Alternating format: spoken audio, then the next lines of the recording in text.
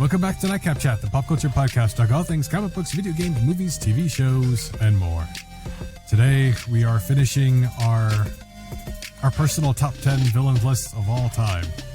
I'm Blade O'Neill. I'm Ken Brown. I'm Lance O'Neill. And you guys better be listening to this one because last time we did a top 10 list, you guys listened to the first part and not the second half. Some of you, anyway. Some of you. Come on, guys. Yeah, you got to be in for the full 10. Mm-hmm. Yeah, full 10. And then, but I also have to expect Blade to have like 4 out of my 5 top 5s probably. So yeah, so we'll see. I think so too. I think this section of the list is gonna go a lot faster. And I really hope on Ken's list is the honorable mention I left out. Because I really want to at least briefly talk about this character. So we'll see. This is going to be interesting, and this might be a little faster than honorable mentions and 10 through 6. So in this episode 101, and thank you all so much for joining us for episode 100. That was a lot of fun. It was a lot of fun. Was it, Blake? It's kind of weird that you're saying that. Can we just pretend that we recorded I hope you this guys enjoyed it, because we don't even know what happened yet. Because time is relative. Obviously, we recorded this back to back with episode 99, so that's the joke if it's going over your head. So we're gonna dive right into it here, but I suspect Lance is correct. I don't know why I closed my notes, so I'm opening them back up. Okay, I'm gonna open it up with number 5. Gosh, these are all so obvious. Yeah, I think 3 out of 5 is going to be on your list, Lance. I say 3 is a guarantee. It could be 4. No, it's not 4. It's not 4. Okay. But with me and Ken, I'm going to say, I don't know. Maybe also 3. This is going to be interesting. I'm going to say 3 too. Okay. So let's see where this all lands here. Number 5 for me. I love this character from the comics. He's another one. It's fun when he shows up to fight anyone. It doesn't matter. Avengers, Fantastic Four, Spider-Man. It's a good fight. He's so dramatic. And he's had on-screen interpretations before. And I don't think it quite did him justice. And I hope if and when he joins the MCU that he is Shakespearean and dramatic and full of himself, and they really do this character justice like he is in the comic, because he'll refer to himself in the third person. The way he talks, it's unbelievable. And he's so powerful. He's smart. He's cool. He's a great villain. I mean, he's like the Darth Vader of the Marvel Universe. And that is Dr. Doom. Nice. Love Dr. Doom. And he looks cool. He's got cool armor. He's got a hood. He runs his own country. Come on. How can you not love Doom? Dr. Doom's awesome. He's like one of the definitely one of the best Marvel villains of all time, probably just on a list, like in lists in general. Like, just if you just had to make a list that wasn't biased and just you had to say, hey, what's the top villains? Like, he's probably on there for the Marvel Universe. And he's definitely, like you said, he's versatile in who he can fight and whose storyline he's been a part of. I mean, he's gone from fighting the Fantastic Four to Iron Man to as big of a scale as taking the power of the Beyonder and creating his own battle world. I mean, this guy and he's just a dude. Like, he's just a person. Like, he's just. Mm-hmm. I mean, this guy is definitely. He's mastered the dark arts too. Yeah. I mean, he had an Infinity done Gauntlet, everything, even though it was from another dimension, so it didn't work. I mean, he's just, dude. He's the all villain. It's like that. I can't wait to see him pop up in the MCU. I don't know who they're going to pick to choose to play him, but it's going to be some big shoes to fill if you're playing Dr. Doom. And he was one of my honorable mentions too. I was going I wanted to put him on the list, but he's not on your list. Dr. Doom. Everybody's got Dr. Doom on their list. I'm surprised. Okay. Okay. Yeah, it took me a long time to become a Doctor Doom fan growing up because the only thing that I really liked him in was Secret Wars growing up for some reason. Okay. Which is weird to say that. Yeah. Because he never appeared in Spider-Man comics. He never appeared in X-Men comics. Not very often, at least. I mean, he appeared number 5 of Amazing Spider-Man, but Spider-Man was so insignificant to him that, do you know what I mean? It's like that. He didn't need to mess with Spider-Man. I mean, you know, I love the story where he tried making Storm his bride. That was a lot of fun in the X-Men. That was pretty cool. Wasn't there like a storyline where he tried making Storm his bride? Wow. He was 145 of X-Men, if I remember correctly. Okay. And there's just like that. I wish I would have seen Doctor Doom versus Apocalypse at one point because I'd love to see Doctor Doom put Apocalypse in his place, but maybe they feel that would dumb down Apocalypse too much. But that there's one guy that I feel that could really put Apocalypse in his place would probably be Doctor Doom. And that's his Doom bots are awesome. I mean, I remember reading a John Byrne Fantastic Four story where they thought they killed Doctor Doom and Sue's picking up his mask like, is this for real? I mean, it was just, dude. Doctor Doom was the guy that was the villain of the team I had the least interest in. And I was not a big Fantastic Four fan growing up for some reason. And now I appreciate him a lot more then. But since Doctor Doom, as you said too, that Iron Man, that's what was it? The King Arthur story, where it was Iron Man versus Doctor Doom. Is that the one I'm thinking of Lance? Like where they were stuck in King Arthur's court? Right? Yes, I want to say. Like 150 and 149 of 149, 150 when he, That's the iconic, it's Doctor Doom's face on the cover, and you see Iron Man coming at him in his eyes, and the reflection of his eyes, and then the other cover is them like about to fight with the black background. Yeah, those. I was gonna talk about that, but yeah, go ahead. Yeah, super. I'll let you talk about it like that too as well, because you're more of an Iron Man fan than I am. But that was to me one of the cool Doctor Doom moments of Iron Man versus Doom, two the best armored inventors of all time going head to head with each other, and it's just, as I said too, it's super cool choice in Doctor Doom. As I said too, I just since the fact I didn't read enough of Doctor Doom stories, I didn't put them on my list because I don't know all the details of Doctor Doom as much as I should. So I found the Chris Claremont Doctor Doom Storm thing you're referring to. I was not aware of this. Why does everyone want to marry Storm? You know, like Dracula wanted to do it. Like everybody wants to get with Storm, right? I mean, I wouldn't mind marrying Storm. I mean, don't get me wrong, Storm's awesome, but it's just like, wow, like everyone's like, oh, I gotta marry Storm. You know, good for her. Yeah. Anyway, I just thought that was interesting. Yeah, go on. But you know what? And I'm just gonna grab it for the sake, even though no one can see it at home.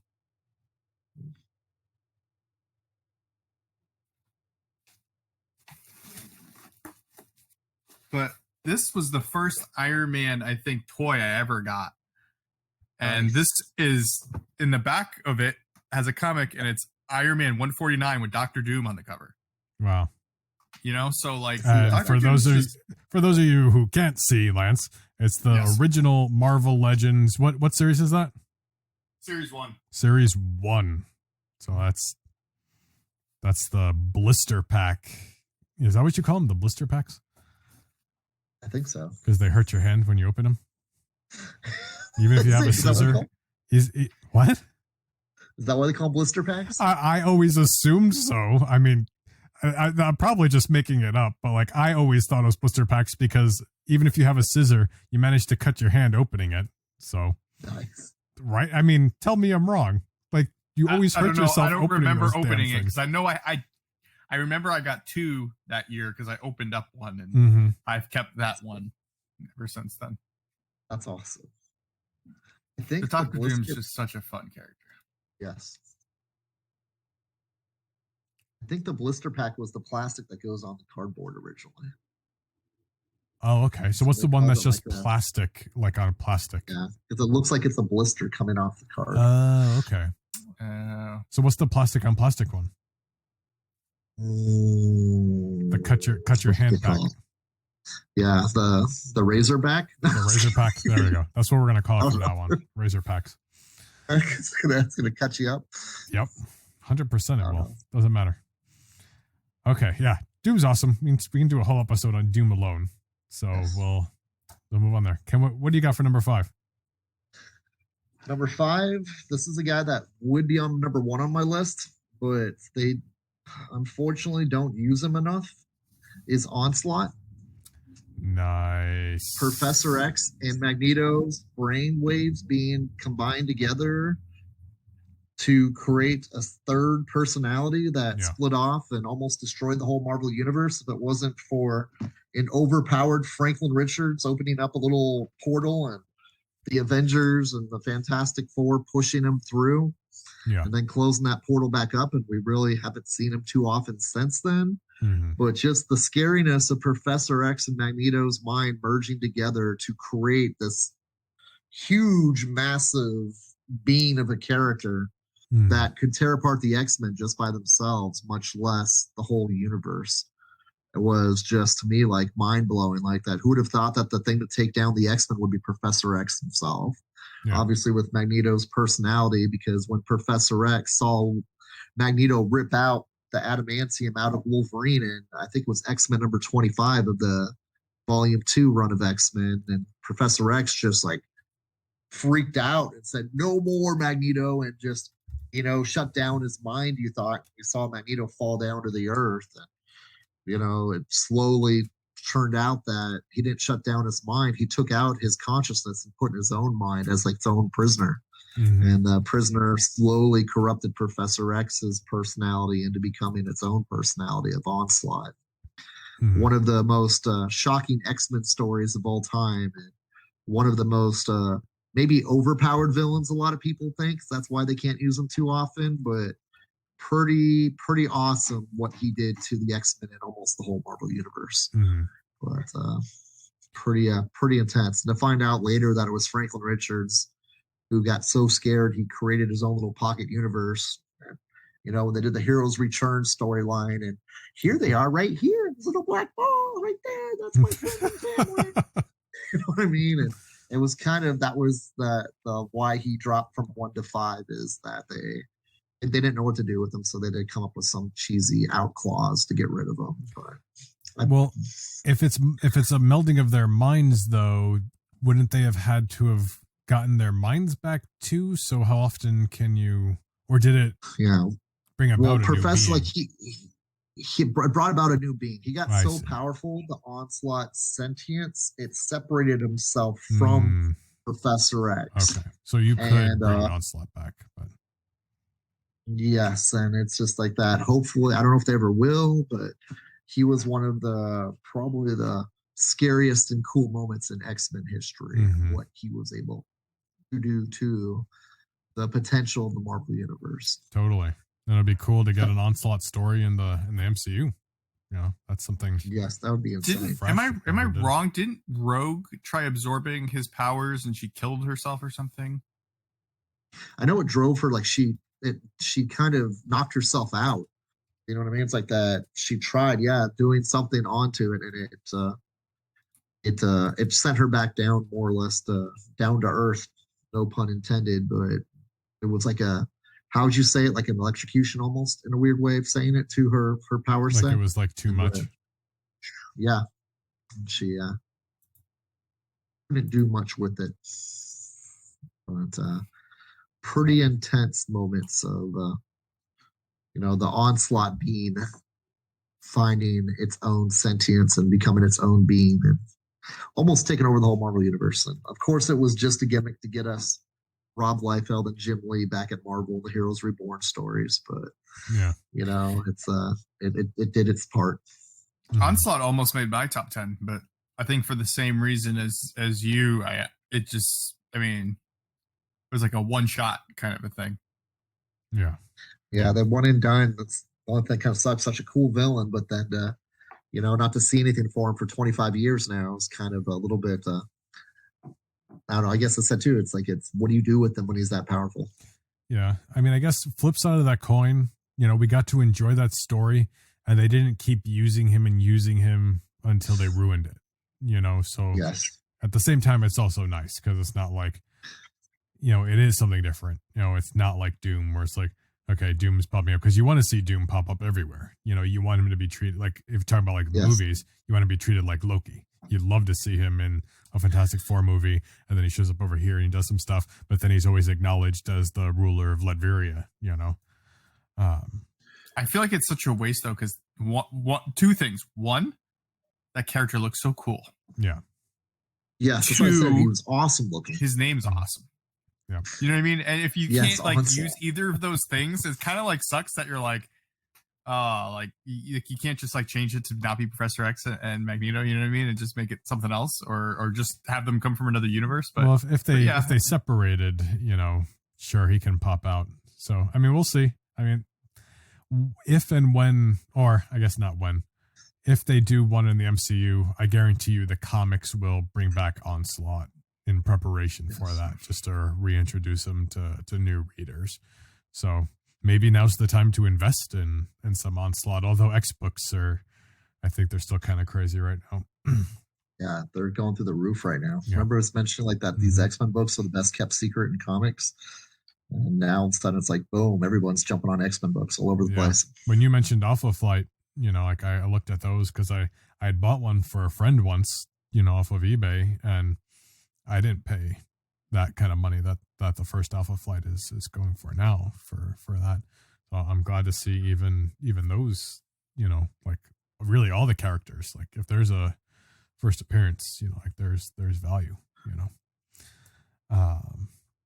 Where are we at? Whose turn is it? I don't even know. You're talking about Onslaught. Okay. Number 5. This character is a little different than Onslaught.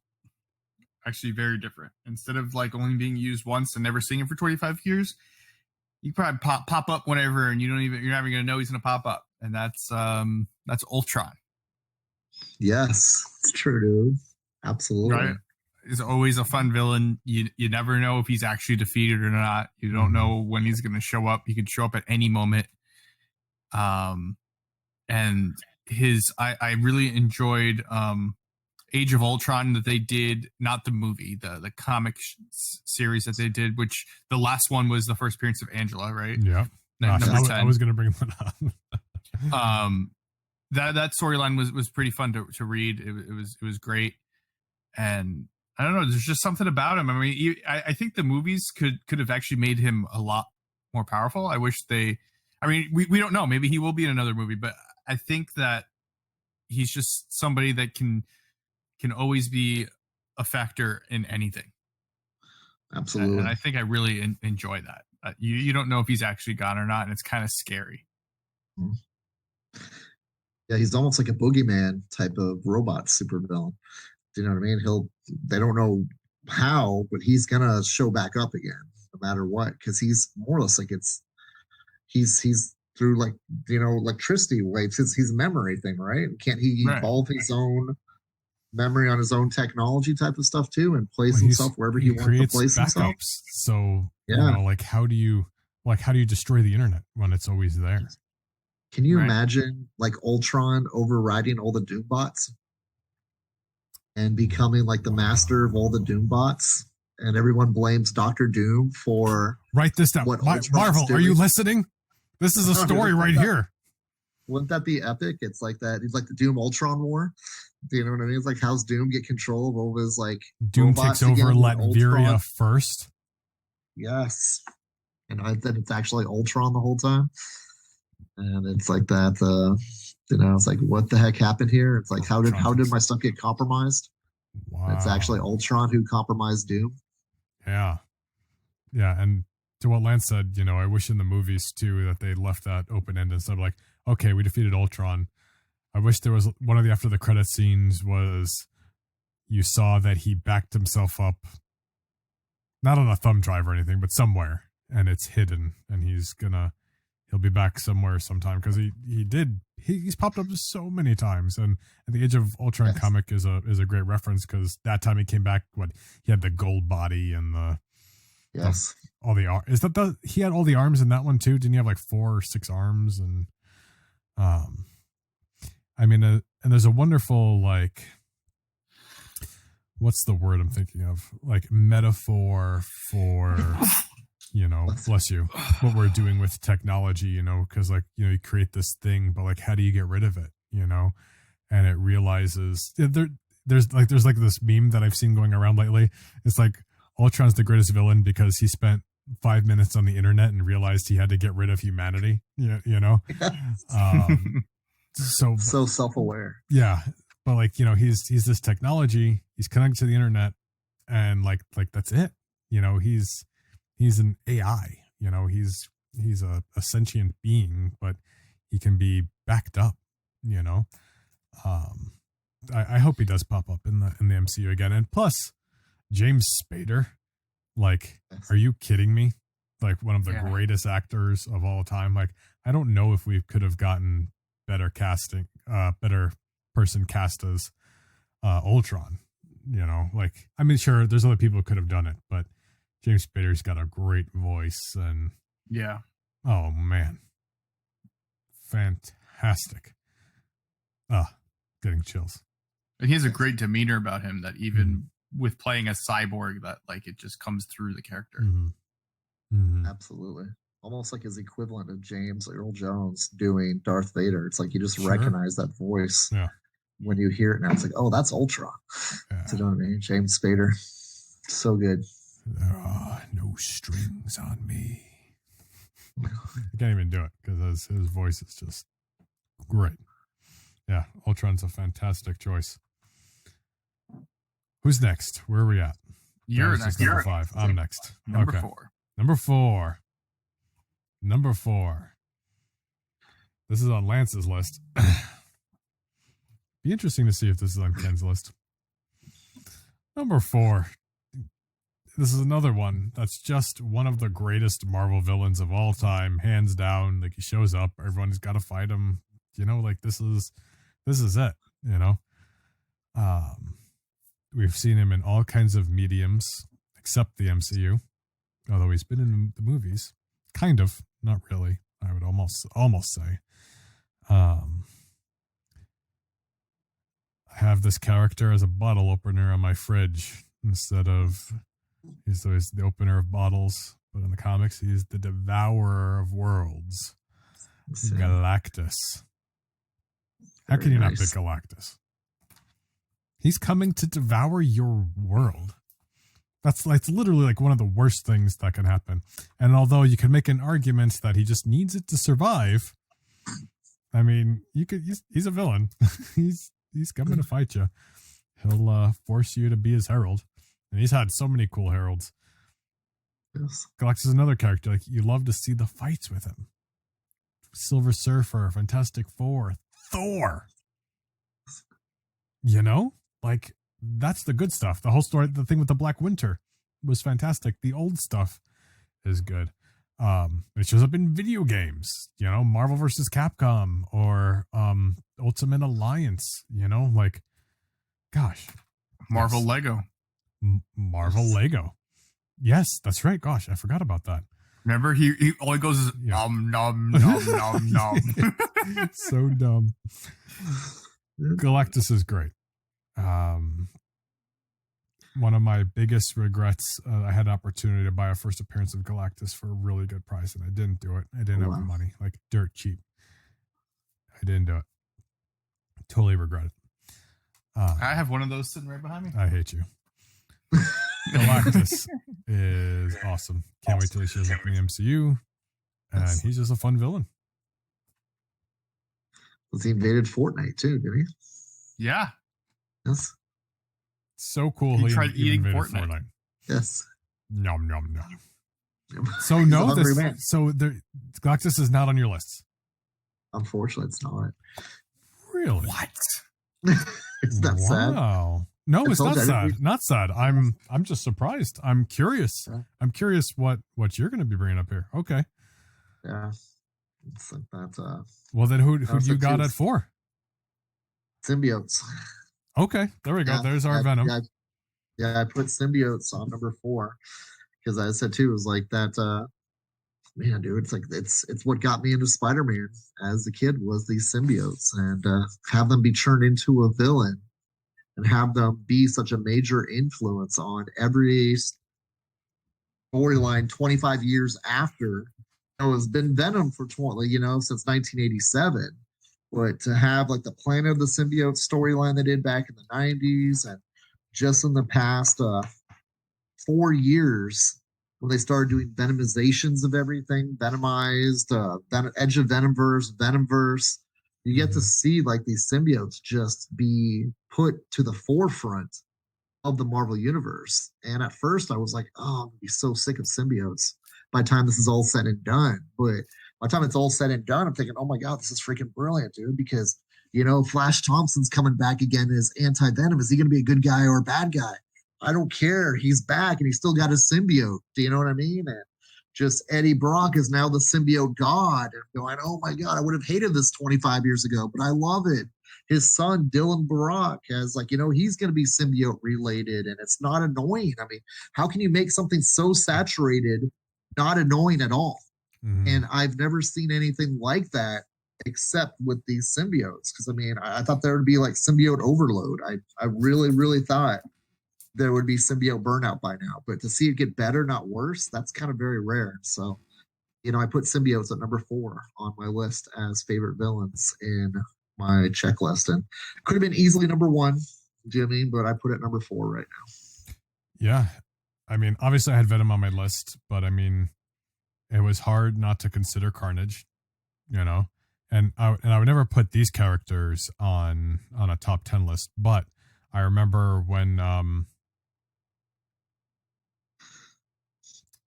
was it not Maximum Carnage? Was it Planet of the Symbiotes where they scream and, it was Lethal Protector, I think they first appeared in, right? Is that what it was? Yeah. Okay. So they made like more or less symbiotes to go try to defeat. They took out little pieces of the symbiote to try to make symbiotes to go beat Eddie Brock, right? I'm referring to like when like Scream first appeared, and what was there was like a green one and a blue one. Yeah. I think separation anxiety too. They came back in. But I thought it was in Lethal Protectors where they made like the more symbiotes to try to take down Venom. But I'd have to go back and reread some of that stuff again too. Yeah, it's been so long. But anyway, like I'm only referring to that from like a nostalgia standpoint for like when that first came out. Like I don't claim to be huge fans of all those other symbiotes or anything, but like it was really cool to watch the beginning of this mythology, expanding. With the symbiotes. Yes. I think it's Lethal Protector number 4. Yep. Nailed it. As usual. That was so fun because like, wow, like, of course, especially like when you're younger, like, oh, there's more Venoms, so like, yeah. Yes. Like it was cool, Anyway, that was my little tidbit I wanted to say on there. How about you, Lance? Number 4. Number 4 for me, we already talked about. Number 4, Dr. Doom. Dr. Doom. Ah, nice. Okay, so that was one. Okay, that was my number 4. Yeah. I already gave my tidbit about it, so yeah, Doom's great. Doom's great. Doom's great. Yeah, Doom's awesome. Okay, so that was Lance's 4 is Doom. Doom was my 5. My 4 is Galactus. So number 3, we're down to the top 3. Okay, we're gonna have 2 more that are the same. That's it. Ken. I'm gonna bet that my number 3 is on Ken's list. Okay. Number 3, probably one of the most powerful villains in the Marvel universe, right up there with Galactus. Even though this version of this character has not popped up too many times, this character is always around. See what I'm getting at here? Yeah. They tried to do this movie twice and they failed twice. So hopefully the MCU does it right. And that is Dark Phoenix. Yep, that's number 3. That's number 3. Yes. Okay. I'm so glad. I knew it. I knew it. I knew it. Come on. Jean Grey. She gets the Phoenix Force. Chris Claremont redefined Jean Grey and made her cooler than ever. And of course, you know, Dark Phoenix is my wife's favorite. But like, I always love Dark Phoenix. I mean, that's such a cool villain. Man, dude, it's so scary, Dark Phoenix. I said too, the Eater of Worlds, they've talked about Galactus. Mm-hmm. I would love to really see, like, could Dark Phoenix devour Galactus? That would be I kind of feel Dark Phoenix could devour Galactus. Yeah. And that's why kind of like it's just the force of nature is just so threatening. And yes, it kind of is like that. If anything, the Phoenix Force is kind of a little bit of like a knockoff of Galactus in a weird way of saying it. I hate saying it because Galactus was the first devourer of worlds. Yeah. But the Dark Phoenix just does it out of pure hunger and doesn't even send anybody out first to scout the world to make sure whether it's worthy. It's just she's got an appetite, time to feed, and doesn't matter what's going on that planet. No concern for humanity, which is really weird because the Dark Phoenix Force is totally different than the Phoenix Force, which is kind of strange because they're both the Phoenix Force, but the Dark Phoenix Force has no compassion, no mercy. It's just we're going and we're going to do what we want to do and try to stop us. Yeah. And so kind of, man, dude, the Jean Grey element of her trying to fight, you know, the humanity side, almost like a symbiote once again, too, is like that. Yeah, totally. The Phoenix Force and Jean Grey, the Phoenix Force is a symbiote in a weird way of saying it. It needs a host to survive. Mm-hmm. And otherwise it's just a force of nature, but it yearns for something more. And the humanity side of it, Jean lost her humanity to the Phoenix Force lost its humanity to the Dark Phoenix. Yeah. Because the first time the Phoenix Force took human form was with Jean Grey back then. I mean, now they've kind of rewrote history with Jason Aaron's Avengers run recently. Yeah. But it's the Phoenix Force and the Dark Phoenix Force is just night and day. You know, the bringer of life and the bringer of death. I mean, it's Dark Phoenix is scary as one of the best villains I've seen in X-Men history. I mean, just the storytelling that Chris Claremont and John Byrne did to the Dark Phoenix saga was by far one of the best to me. As much as I love Alpha Flight, that's the best X-Men story of all time. I mean, even the way Chris Claremont did in X-Men number 100, it took me a while to figure this out, but did you look at the covers of X-Men 100 and 134? 100 and 134? Okay, I know 134 off the top of my head. So X-Men 100. So, and I think Claremont did this on purpose. Okay, wait a second. They're homages to each other. Because in 100, it's a Professor X. Oh my gosh, are you kidding me? And I think that's on purpose. Never made that parallel. Isn't that crazy? Cyclops is even in the same spot.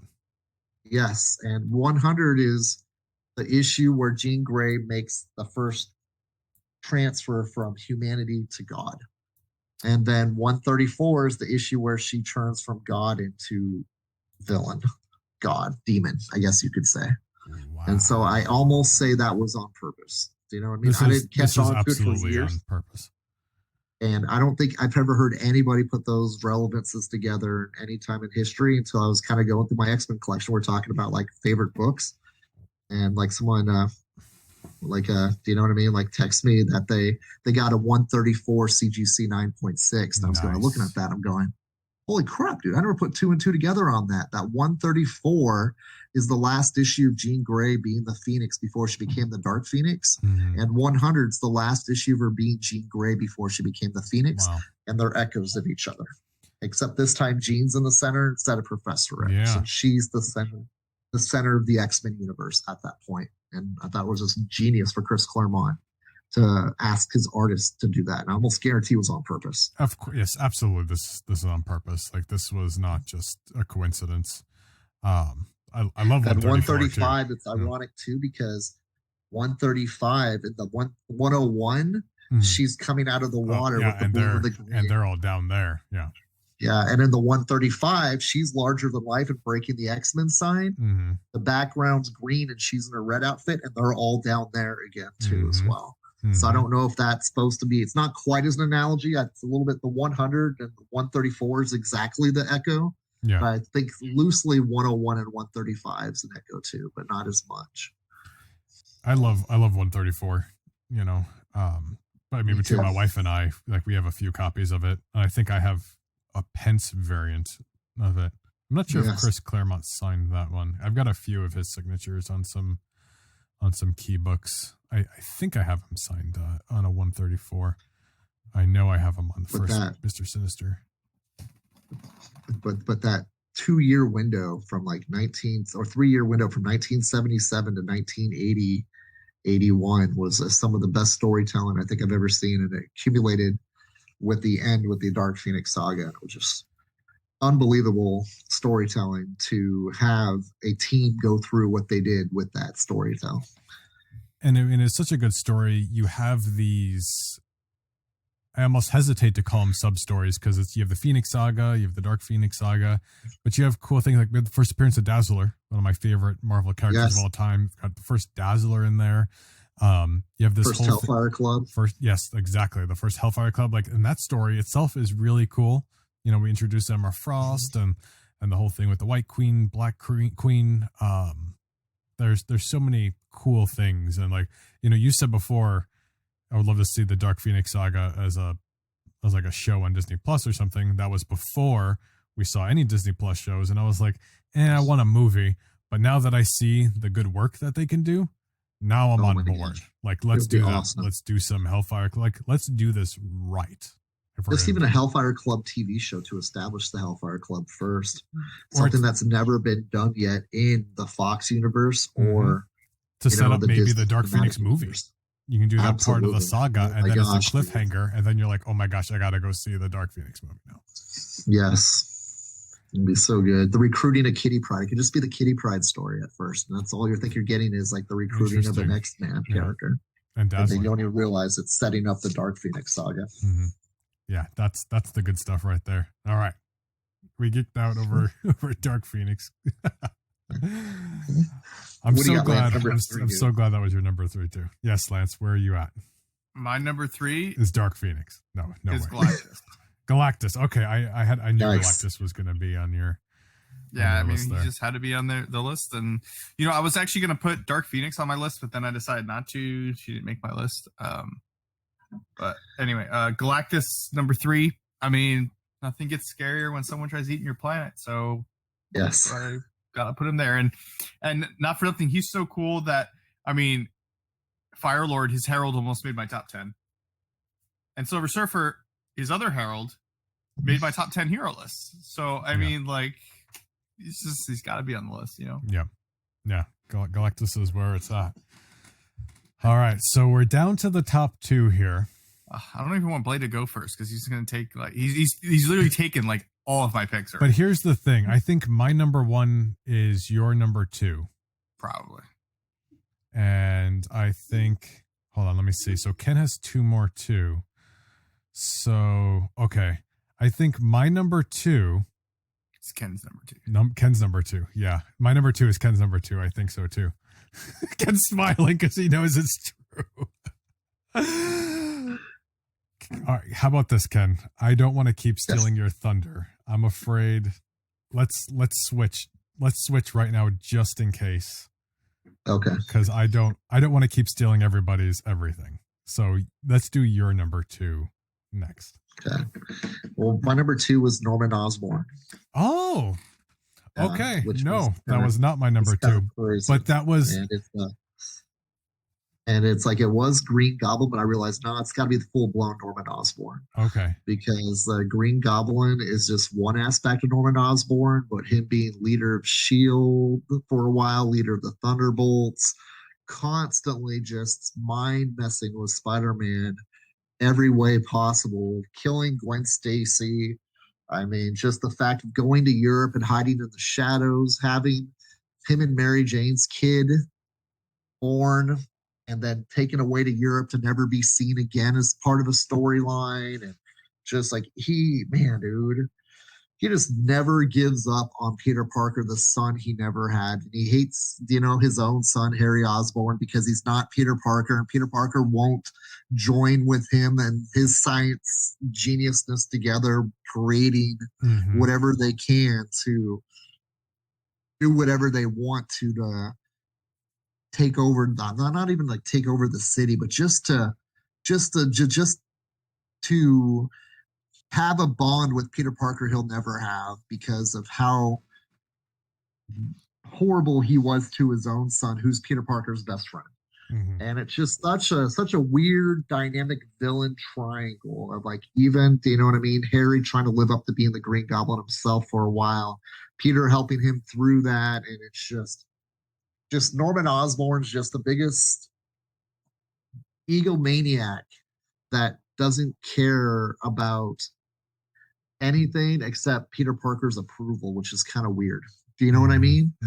And just like to create that much chaos out of something of envy of the fact of, like, man, dude, I wish this kid was my son instead of my own son, is just pure villainy. Do you know what I mean? Yeah. It's just the chaos that he's caused over all the years to all those kids, like, his own son, Gwen Stacy, I mean, like what he did to Flash Thompson. Do you ever read that story? I don't think so. Okay, there was a Paul Jenkins, Humberto Ramos story told in Peter Parker Spider-Man 44 to 47. And at that time, they were doing a storyline where Flash Thompson was dealing with being an alcoholic.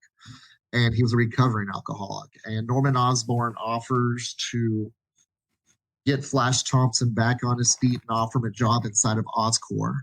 But what he really does is he's trying to get under Peter Parker's skin. He more or less ties up Flash Thompson, forces a bunch of alcohol down his throat, and then puts him behind the wheel of the car and causes a car accident and paralyzes Flash Thompson. And it's just like one of the darkest story moments. And that was like Peter Parker and Norman Osborn. It was almost the Killing Joke of Spider-Man storytelling. That's so, I don't know why no this kidding. story's That's not so talked about messed more up. often. Yeah, it's like a cross between Dark Knight Returns and the Killing Joke for Spider-Man storytellers. And it was just like Norman Osborn is just he's one of the best villains of all time in my mind. So like that, he's been try to be like the redeemed good guy at times, like what they're doing right now with the Sin Eater storyline, but it's just he's just messed up. So he's number 2 on my list of favorite villains of all time. Some of the best Spider-Man stories of Peter Parker really challenging how much, it's almost like Batman and Joker. It's like that. How much can Batman take before he finally snaps at the Joker and breaks his code of ethics because of how dark Norman Osborn's taking things? Yeah, Green Goblin was who I left off my honorable mention list because I thought he would be on your top 10 list, so I didn't want to ruin that, But Green Goblin, Hobgoblin, I always thought were really cool, really fun villains. I mean, fun to an extent, like I think they have a really cool aesthetic, with their, gosh, I keep saying with their hoods and their capes. I guess I like hoods and capes, and I'm just now kind of realizing it. And they have like these goblin masks and their gliders, which is kind of unique, and their bombs. And then there's always, and because different people have been both Green Goblin and Hobgoblin, there's always the fun, like, oh, who's the Green Goblin this time? Who's the Hobgoblin? But like as far as Spider-Man villains go, like I think they're really cool. So yeah, that's great choice. Yeah, you can't go wrong with Green Goblin, Osborne. Can't go wrong with either of those. I mean, just classic, all-time Spider-Man villains. Yes, and I hope we get Norman Osborn in the MCU. Because he is somebody who could be very menacing. Yeah, that's what Tom Holland's Spider-Man is missing, or where we've gotten this far without any Norman Osborn or Eddie Brock or Gwen Stacy and arguably Mary Jane. Like, come on, we had Spider-Man in 4 or 5 movies and none of those characters. Like, that's crazy. Come on. Let's do this, Marvel. What are we doing? Yeah, and give me my black hat. Yes. Oh, goodness, yes. There's so many things. Okay, so now we're going to shift back to my number 2, who I'm assuming now is not on Ken's list. And I don't think he's on anyone's list. We'll find out right now. This character, at one point in my childhood, was my favorite Marvel character. Wow. When I was having a hard time flip-flopping between, Venom and Ghost Rider and just trying to, figure out, like, who's my favorite? I don't know before I landed on Deadpool. He's a bad guy, but he's not necessarily, a bad guy, and he finds himself, on the good side because, good is relative. He's well developed, he's a bit of that tragic villain, kind of a thing. He's got a cool look with his cape and his helmet, not a hood. Magneto. I love Magneto. He's fun in the comics. He's fun to fight against the X-Men, with the X-Men, especially now with the whole everything going on in House of X. It's cool when he, especially like older comics, like he'll fight Thor, and for whatever reason he could stop Mjolnir with his magnetism. Ian McKellen played a fun version of Magneto. So did Fassbender. I would love to see someone like Liam Neeson play Magneto in the MCU. Somebody like, but he's got such a cool story. He's so powerful. He's smart. I don't know. Magneto just has everything to me. That's why I collect, Magneto stuff. I love Magneto. I guess Magneto's not on your guys' list. No, unfortunately. No. He was on my honorable mention for sure. You scribbled him. Okay, that's fair. Yeah, which is tough because I said too is like that. I said too, this is the hardest. Like I could have a top 25 and still, yeah, still 20 to have totally. And like you said, he helped create Onslaught, just because of who he is. Yes. He was a part of that, Yeah, so he's in there on that too. He's got an awesome helmet. He got asked to join the Hellfire Club, I think, at one point. I think he said no. He was a member. He was the Black King. He did get okay. I'm sorry, the White King. He was the White King. Yeah. My bad. There's so many things. I feel like I'm forgetting so many great reasons why. I loved it when he had to lead the X-Men for a while as his penance when they did the trial of Magneto or sinking that sub. Yeah, like that. Didn't he do something with like a U2 sub or something like that in X-Men number 150 where he blew it up? Yeah. And then he went on trial for that, and Professor X said, no, don't imprison him. I'll give him his ultimate imprisonment. I'll make him the leader of the X-Men because I got to go up into space to paint out the Laundra for a few years. It's like that will be a penance enough. Is like he's going to have to lead mutants to do positive things. And I think that was in X-Men 200. They did the trial of Magneto. And how about Asteroid M? Yeah, Asteroid M, exactly, dude. Like he tried. Dude, a Genosha. Yep. Yeah, dude. And did he create Genosha too as well? Wasn't that his? Did he do Genosha? I don't remember, but I think the biggest takeaway is what they're doing now with House of X. Like even Professor X got on board and hey, he's right. Like, let's have our own just separate community because like nobody's listening. Yes. So Magneto is an innovator.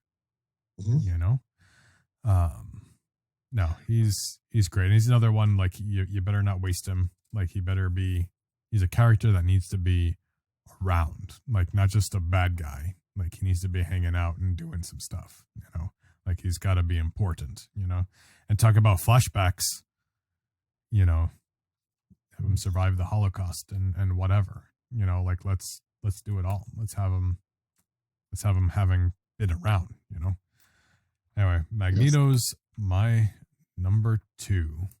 So now we did your number 2 already, right? Because we flipped, and now we're gonna go right into Lance's number 2, who's gonna steal my number 1. So this will round me out. Yeah, that's right. Thanos. I knew it. No, number 2.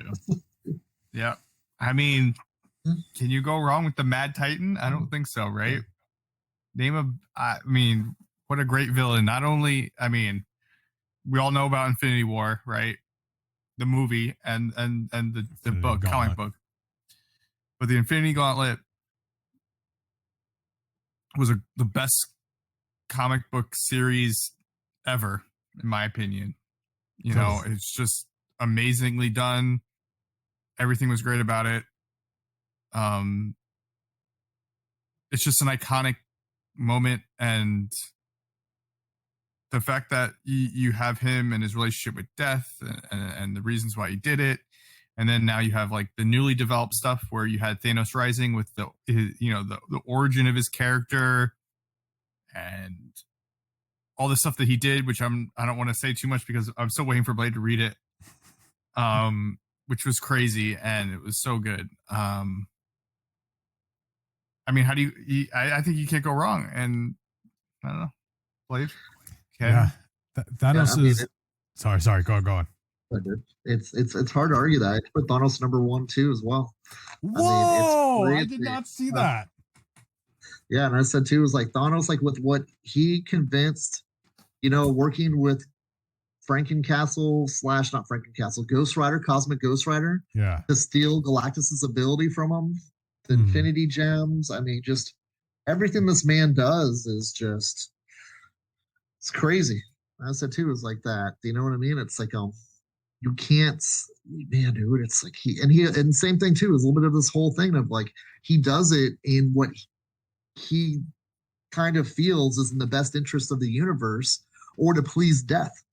You know what I mean? And then Marvel the End. Did you ever read Marvel the End? Yes. Where he felt guilty afterwards. And he goes, well, I just accomplished all this. And it's really not that gratifying. Crap, now I want to go back and recreate everything again.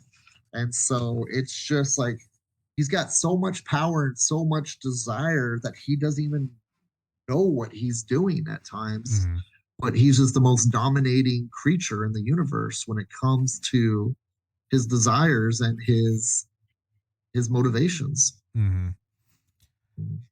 Go ahead. I'm glad you brought up the end. I mean, like that's, aside from obviously the Infinity Gauntlet story, Cosmic Cube, I mean, like when he shows up, you might be dealing with end of the world type stuff. The end is a great example. And I think a lot of people don't appreciate that one. I have a few of them. I read them and he just, like at the end of it, like he's just like enough. And he like, it's almost like he just absorbs everything and like makes it nothing. And there is just nothing but black, he's just in like the void. That's it. There's nothing. And like, that's it. And he's just kind of like, almost doesn't know what to do with himself. And then out of nowhere, just Adam Warlock just comes through a portal in the middle of the void. And he's just like, Adam Warlock, only you could have survived the end of the world. Like I'll never forget that.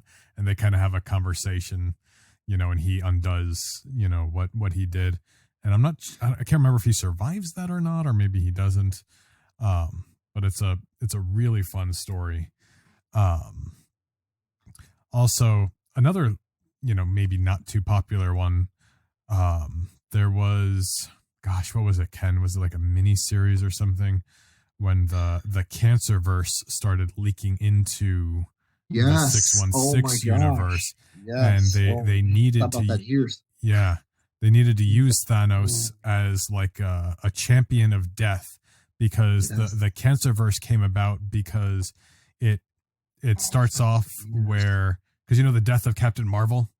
So it's the whole thing where Captain Marvel dies. So in this reality, the Avengers kind of have a seance to like save Captain Marvel and they kill Death.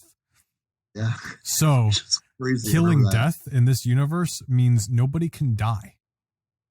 Yeah. That's it. What was that story called? Oh my gosh. Yeah, dude. I don't remember, but it's a crazy story and it's a really cool like 12 Thanos years ago. story. 10, 12 years ago. Yeah. The Thanos Imperative. Oh, Thanos Imperative. Was it Thanos Imperative? Okay. Yeah. I'm thinking of something different then. All right, my bad, dude. Yeah, that's what it was. Gosh, and I mean, skip ahead a minute if you don't want any spoilers. Yeah, because that's when he came out of the black goo, right? Was that Thanos Imperative? Was that Guardians of the Galaxy when that was Landings Guardians of the Galaxy? I don't remember the black goo, but there was a whole thing with the Guardians of the Galaxy, and Drax was really mad that they had to team up with Thanos, and Drax actually kills Thanos. So it's one of like the cliffhangers. Like he just slaps a bomb on him and he disintegrates him. But I think he just like regenerates for some reason, which I'm trying to remember why that just happened. I don't know if they were in the Cancerverse so he couldn't die, or because he was Death's avatar or the champion.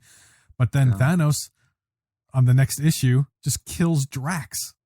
That's crazy. You know, like it's such a, people don't talk about that enough. Like of all the Thanos stories, like of course the Infinity Gauntlet's the best, you know, Cosmic Cube is awesome, but there's so many other great stories too. You know, he first appeared in an Iron Man comic, right, Lance? Iron Man 55, right? Yep. I have it sitting behind me as well. You know, as much as they built him up, you know, I'm in the MCU, like I wish like we got some more just like little fights, you know, maybe a less significant fight with Iron Man, you know, maybe actually have him fight Drax in a Guardians movie, maybe actually have Captain Marvel be how he's supposed to be, you know, and give him his own movies and have him fight Thanos, you know. I think we could have even dragged this out a little more, but unfortunately we didn't get that. But yeah, of course, all the Captain Marvel fights, you know, in the comics as well. You know, and Marvel's death is one of my favorite comic book characters, you know, so, and Thanos loves death and Deadpool loves death. So like, you know, of course Thanos is, you know, is one of my favorite characters as well. There's one issue of Spider-Man. It must be close to the Infinity Gauntlet story. Yeah, it's number 17. Yeah, I think so, where he dies and he drops the ketchup. It's really weird. He's just swinging home. It's almost stupid, but I love this. I have this comic book. Spider-Man is swinging home, and what happens? He like slips and dies. It's really weird. And the ketchup bottle breaks, right? And there's this weird imagery of him just kind of lying there, and the ketchup bottle is broken next to him. And he goes, and he's dead, but death is there. And I, you know, actually don't remember too much after that. I mean, what else? And he kind of comes back to life, right? Yeah, like, I'll have to reread it because it's been years since I've read it. All I remember, I thought it was like that. It was like he thought it was a dream or something at the end, but it was just him experiencing death. It's weird. I was like, this is like the worst day ever type of thing. Spider-Man story on it. But all I remember is like the main thing I remember is like Thanos on the cover holding Spider-Man in his hand and looking dead. And he's holding the Infinity Gauntlet. I mean, he's wearing the Infinity Gauntlet. It's a really cool cover. The story is underwhelming. It's a little weird, but Spider-Man dies in it. That's a Death of Spider-Man story. You know, and a storyline that we haven't talked about that is like one of his, in my opinion, one of his greatest storylines is in the latest Infinity War that they did with Gamora.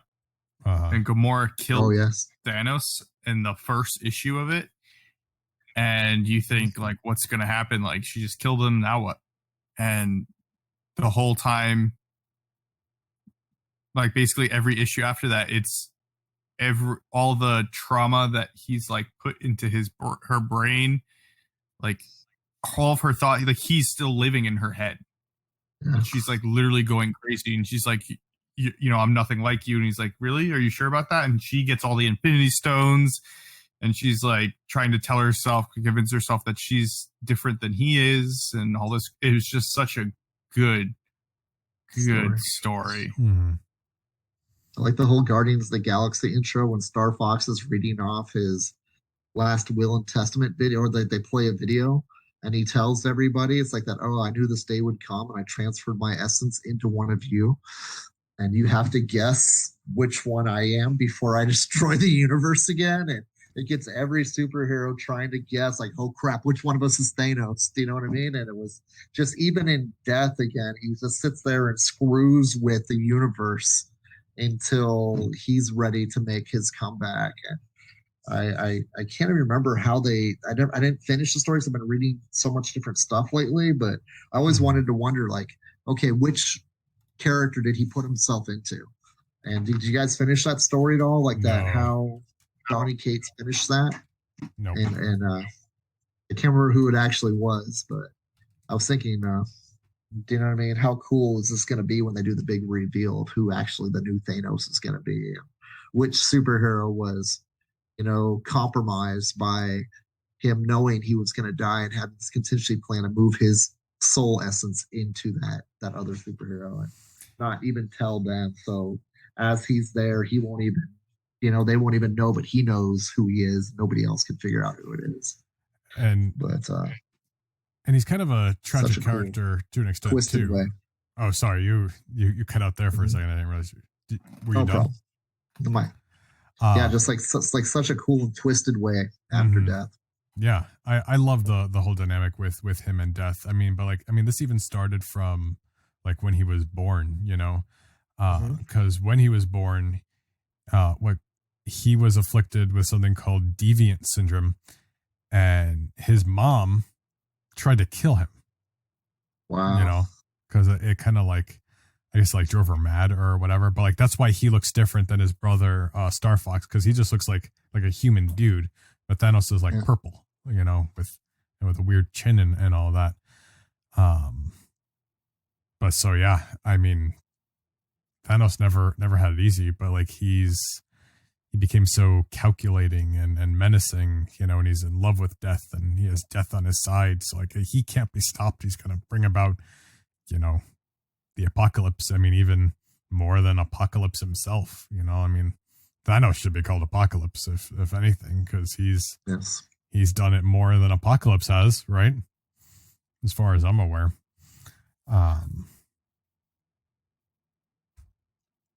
And the stuff with death is great. And there was I didn't read all the comic, but there was a newer thing where he's like killing people for death, and then he ends up having to fight like the older version of himself, because death is just like, there's still one more and they have to fight each other. Like it's just crazy.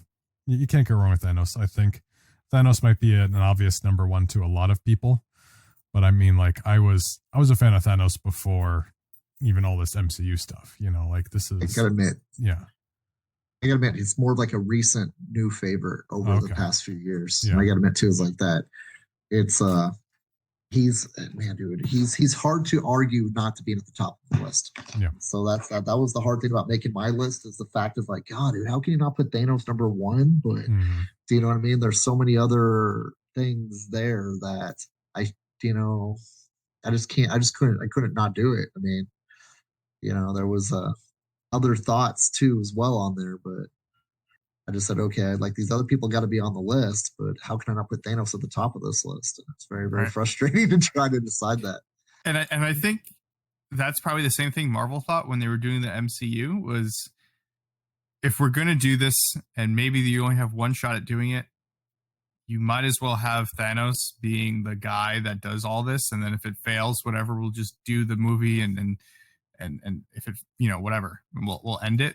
But like the fact that we got 22 movies that led up to his finale, like that's insane. Like just even saying that, if you said that 10 years ago to someone, you'd be like, yeah, okay, someone's going to have 22 movies that leads up to this character that everyone's going to go crazy about. And I mean, I think that's in and of itself that just shows that he has to be number one, because they thought the same thing.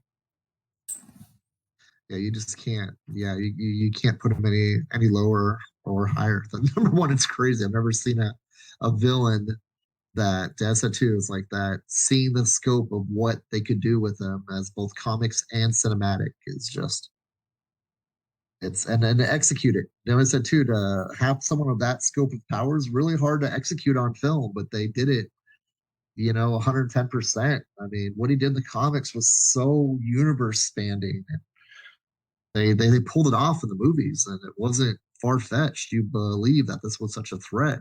The snap they're still talking about, he's gone, and there's still ripples being told in his storytelling, and it's undeniable. You can't not have him at the top of your list at this moment. Yeah. And speaking of the top of the list, Lance's number 2 was Thanos, and that took our number one. But we had a nice Thanos conversation. So now we end with whatever Lance's number 1 is, and I don't know. I love his facial You guys are gonna expression. hate me. Oh my gosh, I know what it is. It's gonna be Black Cat. Yeah. Black Cat. Oh my gosh. Yes. Of course. Awesome. If that's your fave, that's your fave. The dude. only person that could stop Thanos, Black Cat. Yes. Because when he does the snap, she uses her probability control and she doesn't die. She's like, "Ha, I'm not dead. Take I got that. the good 50%. How do you like them apples?" So awesome. That's fair. I don't know. I mean, don't let it cross Thanos' path. Don't let a black cat cross your path. Right? I mean, I just love her. arguably somebody who could fit very appropriately on both a hero list or a villain list. Yes. And arguably the only person who could probably steal the Infinity Gauntlet from Thanos. Oh. She'd figure it out. I mean, she stole it from, the recent comics she stole from Doctor Strange, Tony Stark. I mean, all these crazy people, and you know, none the wise. She stole from Noel. She stole from Noel. She stole from everyone. Yeah, she's just Black. She's the greatest thief ever. She just take the Infinity Gauntlet and kill Thanos. I have zero doubt in my mind. She could take a new issue. I think you're really gonna like. Too. Yeah. Yeah, they did something even more spectacular. Her and Black Fox teamed up together to do something spectacular in this last issue of Black Cat that just came out too, which is even more crazy. Read it. Yeah. Was it number 5? Pretty. I think it was number 5. Oh, okay. Yeah, I have it behind me. I haven't read the last two. It's the first issue after Kingdom Black. Oh, okay. Was done. Or 4, no, the 5th, or was it the first 3 Kingdom Blacks or the second issue after Kingdom Blacks? Number 4 was the one where Queen Cat showed up for the first time. So yeah, it's number 5. Okay. Did you read the Queen Cat one? No, I haven't read 4 or 5. Okay, that was it. Okay, 4 is a fun issue too, because they introduced that character. Remember we saw at the end of number 12? Yes. That was on the rooftop watching Felicia. Yeah. She kind of takes her shot at Black Cat. It's kind of fun to see what Black Cat does to her. It's kind of, I think you'll laugh at it. You're gonna love it as a Black Cat fan because it's she looks like that. She calls herself Queen Cat, this new cat, but Felicia puts her in her place pretty quickly. It's pretty hilarious. That's good. That's cool. I think Lassen would have been upset otherwise. No, she's awesome. I said too. She's my favorite Spider-Man girlfriend of all time. And I said too, it was like that. She's and more than that, as her own character. She doesn't even need to be known as Spider-Man's girlfriend anymore. She's awesome. I said too, like I'd take her storytelling any day of the week over anything they could ever do with Mary Jane or Spider-Gwen, which is kind of weird saying that because I don't think so. You know, you kind of have to like Spider-Gwen, but I like Black Cat better than Spider-Gwen every day of the week. Oh yeah, totally. I mean, yeah, I don't understand the hype for Spider-Gwen. I mean, she's a cool alternate reality thing, but I think it should just be relegated to that. Black Cat to me is so much cooler. Yeah. And as cool as Catwoman is, I think she's 10 times cooler than Catwoman too. Yeah. What'd you say on that too as well, Lance? Yeah. Oh yeah, 100%. She has powers. Yeah. Yeah. And they're evolving. Mm-hmm. Which is cool. I like that they're evolving the character because it makes me feel like they're going to do something useful with the character. And even seeing the thing with the King in Black thing, it was so cool to see her on a bigger scale. Yes. I think for the first time ever, right? I mean, I don't think they've ever used her where it was like she's with Captain America and like out there fighting and like she's like, and what was cool was you saw it was from her perspective in the comics. So you saw what like was going through her mind. She's like so down to earth, like, like usually like, you know, New York City's falling apart. I just, you know, hide and let the Avengers handle it. And this time it doesn't seem like they're handling it too well. So, and then Captain America's like, I need you. You're the only one that can do this. You have to leave and survive so you can save us all, kind of a thing. It was just crazy. Just crazy. It's just so awesome. Yeah, that's pretty cool. Because, I mean, yeah, she wasn't in Infinity Gauntlet, right? I don't even think they showed her. Well, didn't she get some kind of Asgardian artifact that turned her into a god for a second? Yeah, something like that. Like I saw, that was the last thing I read. She just got some Asgardian thing, and she's just like this amazing, I don't know, Black Cat Valkyrie thing. I don't know. What? It was crazy awesome. I might have to read that. That sounds pretty cool. Yes. Yeah, hopefully King of Black was a blast. Hopefully we get her in a movie or something soon, since they never did her. Who would play a good Black Cat in the movie? We just talked about this. Was that last episode? Okay, you weren't here. So we said Margot Robbie would be a good Black Cat. Okay, I can see that. I guess that was it. That was the main thing we talked about. Someone who's not an actress, who I wouldn't mind if they said, "Oh, this person's going to try to like do an acting thing," is Halsey. Who's Halsey? She's a singer. Okay. She's a huge Spider-Man fan. She's read Spider-Man comics. So you're wrong, Lance. She played Wonder Woman in Teen Titans Go to the Movies.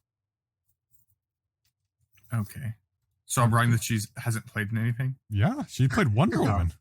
Okay, whatever.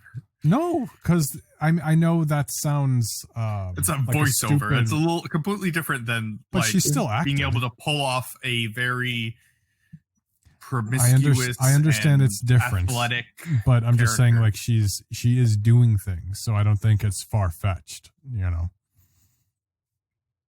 I think it just has a possibility because she's a fan of comics and she can pull off so many looks. Like I've seen her and I'm like, oh, that's the same person.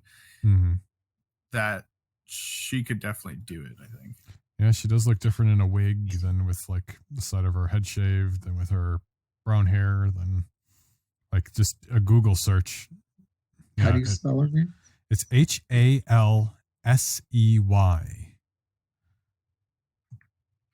And then her hair is bleached over here. But yeah, she played Wonder Woman. So she could do it. Yeah, dude, I swear you're probably right. I've seen her before, and I'm trying to remember where. Weren't you at the Met Gala 2019? Yes, like front row seats.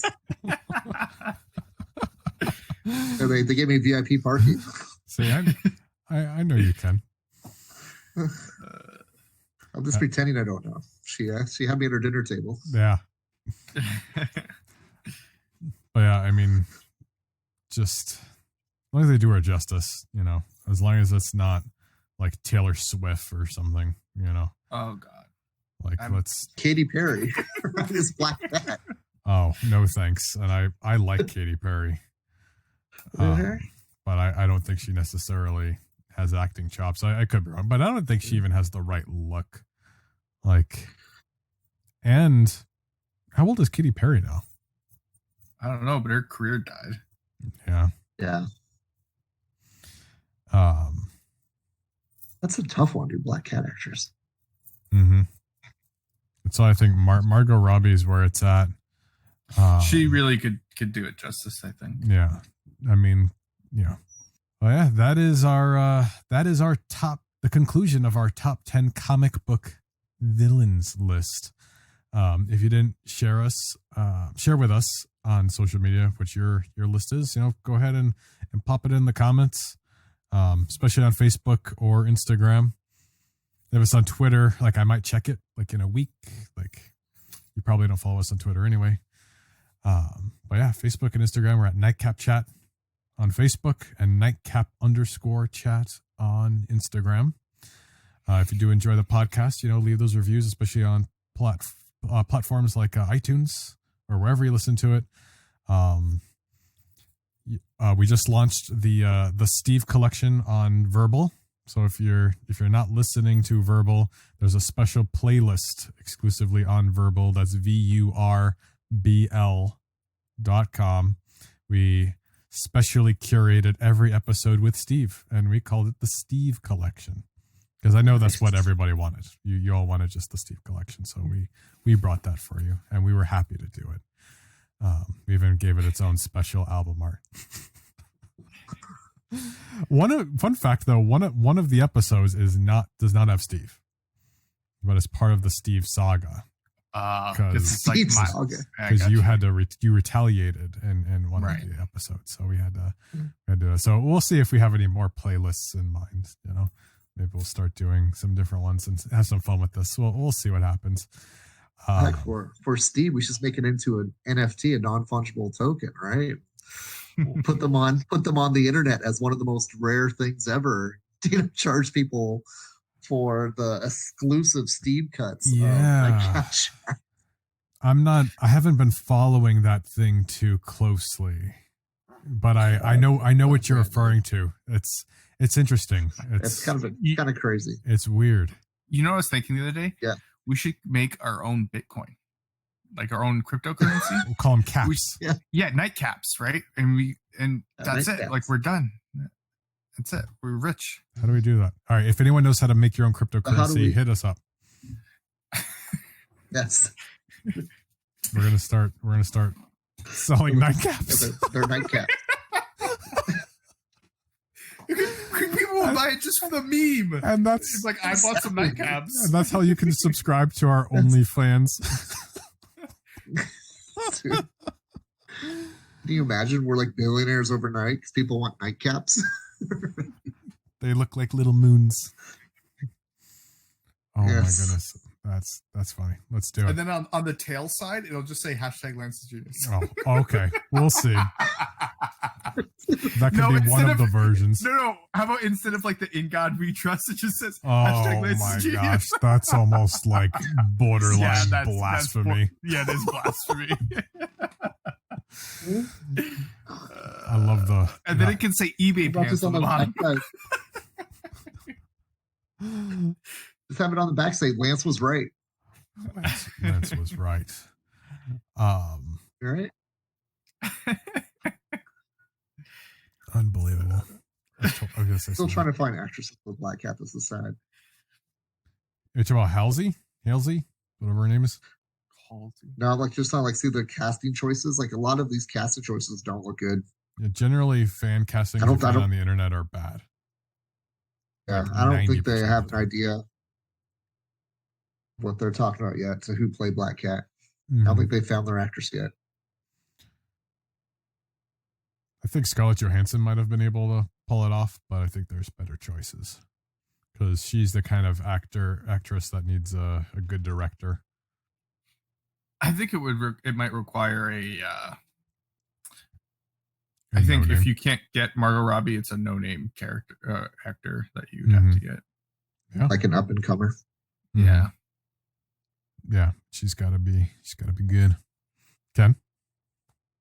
It's like that. You can catch me at Drawn to Comics and also on Facebook, Instagram, and Twitter, and in downtown Glendale, Arizona, at 5801 West Glendale Avenue. Thank you guys so much for listening. And I got this weird hunch that this top 10 is going to be one of the top 10 most listened to shows All of right. 2021. What do you think? All Can we right, push that out there into the universe? let's do it. Let's make it Okay. so. Listen to it. Tell your friends about it, and tell them this Yes. is just a fun conversation about our personal opinions of the top 10, not what we consider the definitive top 10. So it's different. Yes. Yes. It's completely different. It's just our own personal opinion. And let's try knocking Steve off the top 10 by putting this in the top 10. You can catch me on Twitch at Tales of Lance and Twitter and Instagram at Tales of Lance.